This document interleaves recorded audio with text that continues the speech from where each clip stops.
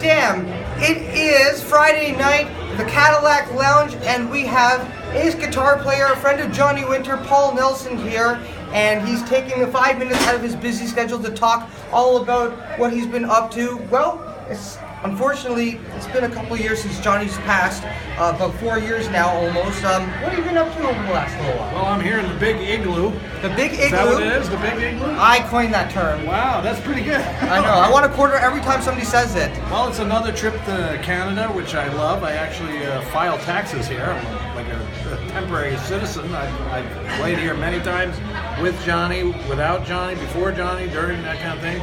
But yeah, we came up here a lot, coast to coast. We're playing the Cadillac Lounge tonight, and we're working our way to Peter's Players, which I think we were their first national act. So we're doing their anniversary. So he was gracious enough to invite me to come down to celebrate that. It's a great venue, and after we came there, we brought James Cotton, Sonny Landis been there, the Firebirds. A lot of buddies. And here's your food. Special cameo guest appearance? Okay.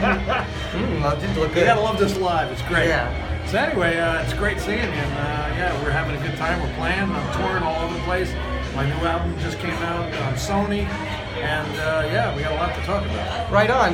You know, it was an honor to get a chance to chat with you. I hosted a 2-hour Johnny and Edgar Winter special about 3 years ago for my radio show, and you called in. That, yeah. But I only got a chance to meet your voice, but now in person, like, you know, and I have to say a big thank you to the guys in Otis. More about on them a little bit later. But a big thank you especially to Steve Joel Jr. for kind of hooking this up. So thank you very much, Steve. You've been busy the last couple of years playing, but you've also, I wanted to talk a little bit about the new band that you've been working with. Old friends of mine, it's been about 5 years since I got turned on to Otis. Really? And it's yeah, because nice. I heard about 3 years ago. Yeah, and it's nice to see how organic they've grown and just been a steady climb, and they've been doing some big things, and I know that you had a big hand in this, right? You know, you and I discussed this before. There's something coming out of Kentucky. It's almost like a Seattle scene or like a Texas scene or whatever. There's a lot of bands, the Kentucky Headhunters, Otis. They have been following the other groups in that area, and Blackstone Cherry, those guys. So I heard about them through a mutual friend, Greg Martin. From the Kentucky He said, you gotta check these guys out. Yeah. And I'm like, okay, and I listened to them, and it just hit me. So they flew me down, and I executive produced the album. They invited me to play on it. And I got them signed with Cleopatra Records. They just did a European tour. Now they're going to go on tour with actually they're doing the whole U.S. right now. So That's right. Yeah. Yes, I think they're in New Mexico today. Yes, it is April 6th right now. Yeah, they're going to tour with Blackstone. Blackstone Cherry. I don't want to get the wrong date, but there's a major tour coming up, so they're doing great. Right on. You know, they're about. They deserve it. Oh, they really totally do. We've been working very hard, playing their asses off, and look at that artwork. Look at this artwork. Isn't that great? It's fantastic. It's better than great. And this album, which is called Eyes of the Sun, is just—it's an instant classic. I think that this is something that's definitely have been turning heads all over the world. They were in Europe. They're all across the USA right now. That's great. What other bands? Is there any other bands that are on your radar right now? Well, there's bands that I just produced. I just produced Joe Louis Walker's album. Okay. Everybody Wants a Piece, and that got me another Grammy nomination, him as well. That was great when I played on that. I did James Montgomery, very famous harp player. Played with James Cotton, a lot of people. On that album was Jimmy Vivino, the Uptown Horns. So I recorded that. They got signed with Cleopatra. I just did an album for Tyler Morris. Joe Louis Walker's on that album. I've been producing a lot of things. You know, ever since I worked with Johnny, well, even before I produced. But Johnny got me, you know, we both got the Grammy for A Step Back. Mm-hmm. So that's a field that I really enjoy and I've been working in. So. Right on. Yes, congratulations, of course, for all of your success. Not just Johnny. It's going to be a real pleasure to talk to you. I love working behind the scenes with artists as well. Well, that's the good thing about music. There's so many different roles to have. Like, you know, whether you're on stage. Yeah, especially these days. You can't just, that's the key. You're right. Yeah, you know what I mean? It's not just about killing it on stage like you were doing earlier tonight. I think I just got a really badass guitar lesson. And the oxygen tank, but no, it was really good. I particularly enjoyed I had a good teacher. Yeah? Okay. Johnny Winter. Well, yeah, Actually, I pretty studied good. with Steve Vai, too. Did you? Yes, I think you're going to talk Mike about Stern this. and Steve Kahn, yeah. Okay. And I remember that interview because we were bouncing around on the tour bus.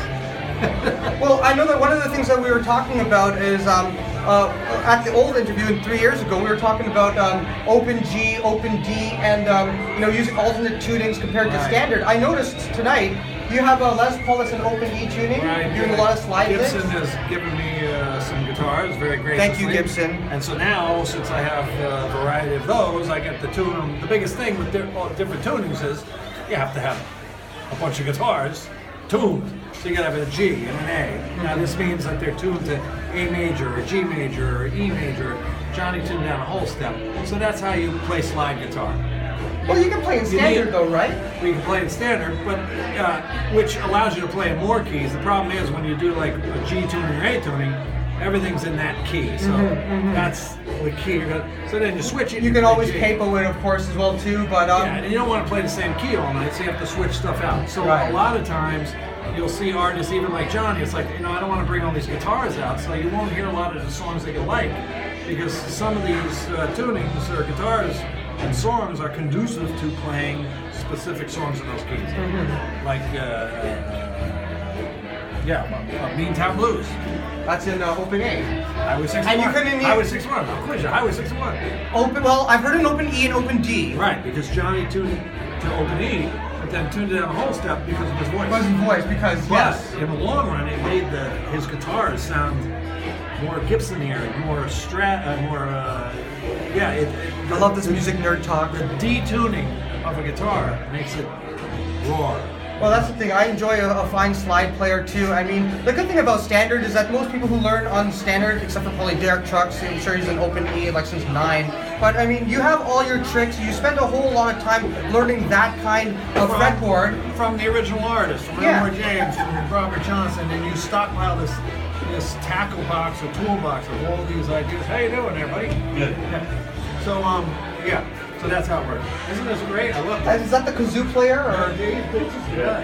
I know, I'm just joking. I'm with a friend tonight, having a good time. But yeah, no, that's great. I mean, open tunings, like 10 years ago, somebody had to fight me to entertain the idea of open tunings, but you can achieve so many different things in open G, open D, whatever, as opposed to standard. And you can achieve different things in standard as opposed to open tunings, correct? Slide guitar is so big now. Yeah. I mean, you couldn't even get a free hamburger if you were the Allman Brothers or Warren Hayden in Europe a while ago. Then it caught on. They understood it. Now it's in commercials. Now it's on all the awards that Warren got and the Allman Brothers and Derek, all those at the Grammy ceremonies. So slide is really big. That's the blues aspect that's coming out of music now. There's a lot of stuff being borrowed from British blues. Bonamassa, myself, Warren Haynes, all those guys.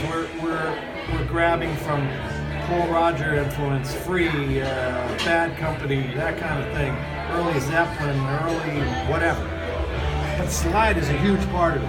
And for that swampy kind of tone, that's the thing. And who do you look at? Johnny Winter. One of my two favorites, him and Dwayne Allman, and they're synonymous with open tuning, open Johnny G. was very aggressive, and the lightning speed. Jesus, oh my Lord. But not to the point where it was blurry. Everything was articulate. You could hear everything. I would definitely. That voice. Those moves. Yeah. You know what I mean? I've been practicing for a couple of years. I'm pretty good. But no, that's the thing too. I mean, there's so many great guitar players out there that inspires you. And oh my God, Johnny Winter. Johnny Winter is one of my 3, 4, 5 favorite guitar players. Peter Frampton is one of my favorites as well too, for a very different way. Humble Pie. Humble Pie. Oh, man, yeah. Well, it's interesting because he had a very jazz pop influence in his playing, but in a rock context with Steve Marriott and the crew. That's what's going on now. That's what I'm bridging is rock and blues. Beautiful. High five to that. Oh, thank you so much. I know that time is very limited. You got to go back on stage and kill it and give another guitar lesson. One last question, if you don't mind. For it. Okay. Brother Edgar Winter, if he called you up and said, Paul Nelson, I want to reform the white trash with Rick Derringer and you, would you do it? Hell yeah. Hell yeah! Awesome, I love that. Okay, it's just about time to let this guy go. He's got better things to do. But before we do that, can you sign your my copy of Johnny Winter Down and Dirty? This is the DVD that explains and shows Johnny, both of our relationships, Johnny and I, and it has cameos by Billy Gibbons, Warren Haynes, Derek Trucks, Joe Perry, Edgar, Johnny's first guitar teacher. So it talks about his lineage, it talks about rock and blues, about drugs, excessive, an icon, elderly statesman in the blues. It's really down and dirty. So Down and Dirty, that's what it's called. This is the DVD to watch, but of course, again, this is the CD to listen to. Otis from Kentucky, Eyes of the Sun, the real deal right here.